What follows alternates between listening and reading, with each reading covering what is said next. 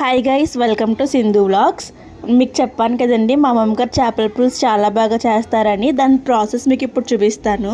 First అయితే మనం ఒక మసాలా పేస్ట్ని రెడీ చేసుకోవాలి. దానికి ఏమేమి కావాలంటే లవంగాలు, గసగసాలు, వెల్లుల్లి రెమ్మలు, జీలకర్ర, ధనియాలు. అక్కడ నువ్వుల్లా కనిపిస్తున్నాయి కదా, అవి నువ్వులు కాదండి, అవి మటన్ చికెన్ కర్రీస్లో వేసుకునే మసాలా ఐటమ్ అంట. దాని పేరు నాకు తెలియదు, అది ఆప్షనల్, వేసుకోకపోయినా పర్వాలేదు. అవన్నీ వాటర్ వేసుకుని ఫైన్ పేస్ట్గా చేసుకోవాలి. సేమ్ మిక్సీ జార్లో ఒక 2 ఆనియన్స్, 2 టమాటోస్ కూడా కోర్స్గా బ్లెండ్ చేసుకోవాలి.